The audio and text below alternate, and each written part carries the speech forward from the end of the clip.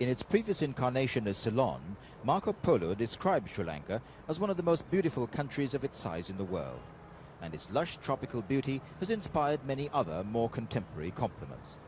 But communal strife in this paradise has taken the country to the brink of civil war. Of Sri Lanka's 15 million people, 75% are Sinhalese and mainly Buddhist, and about 20% Tamil and mainly Christian. The minority Tamils have long felt discriminated against, and after violent clashes in 1983, an ongoing guerrilla campaign and government reprisals, some Tamil politicians are now demanding a separate homeland. It's a demand the Sri Lankan government is not about to consider in the current climate. There's no prospect of getting any kind of solution so long as people go on saying they want a separate state. Our problem is that you have to convince the majority of the country, about 80–85% of the country, to accept some kind of compromise. This you cannot do when a group are saying, well, what we want is a separate state. That is the reality we have. If the idea of a separate state is put away, or at least into cold storage for some time, and the acts of violence are put away, or suspended for some time, then you would create the necessary atmosphere for some kind of political dialogue and compromise. We tried for many years to take a different way, ignore the acts of violence, ignore the fact that there was a group calling for a separate state, and try to produce a political compromise. Our experience is that we have not succeeded in that. Some people blame us, we blame the rest, but the fact is it has not succeeded. And the minister made this admission about Tamil allegations of indiscriminate reprisals by the Sri Lankan army. One of the biggest problems we had was they were unused to being blown up. And people have told us, look, you know, we were driving in a truck with somebody, and the next thing I found was his head in the pool of water and his arm on a tree, and for half an hour I really didn't know what I was doing. Now, much as we understand the human reaction in that, we can't accept that as a way on which a organized force can work. But now with more experience of this, or being blown up more often, shall we say, so they are much more in control of themselves. And the reprisals, these refugees in July '83 went not because of military ones, but because ordinary people had some action. That, I must say, I'm fairly confident is a matter of the past. It's all over. I think the majority of the people in the rest of the country accepts that it's absolutely counterproductive to deal with innocent people walking down the road. One of the major factors in Sri Lankan political life, and especially in the current conflict with the Tamils, is the overwhelming dominance of the Buddhist religion. Our cameras were given this unprecedented view of the holiest of chambers in the famous Buddhist temple of the Tooth in the town of Kandy. Religious tradition holds that this elaborately gilded casket contains the Buddha's left eye tooth, and the story goes, whoever retains the tooth holds the kingdom.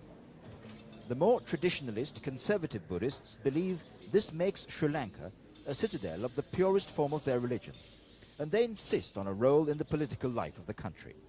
At a recent all-party conference to discuss the future direction of politics here, it was the Buddhists who resisted all moves to give the minority Tamils any greater say in how the country is run. But ministers claim they're working on a compromise which will satisfy the mainly Buddhist Sinhalese if the Tamils agree to new talks. I think His Excellency the President is working out a practical scheme for devolution of power on the basis of districts.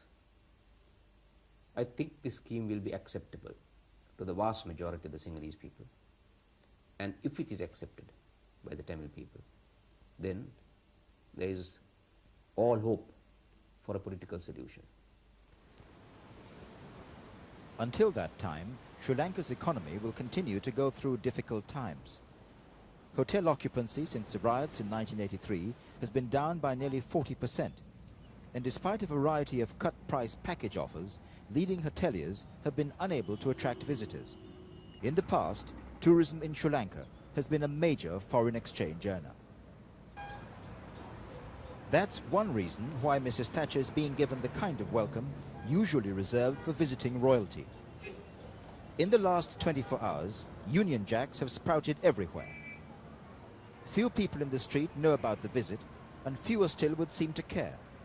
But the Sri Lankan government has attempted to combat this lack of interest by advertising the reason for her coming here with posters stuck on primitive street-side water tanks. This, of course, is why Mrs. Thatcher's here, to formally open the Victoria Dam.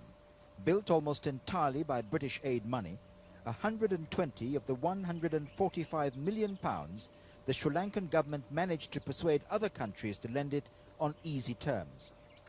Sri Lanka specializes in getting overseas money for projects like the Victoria Dam.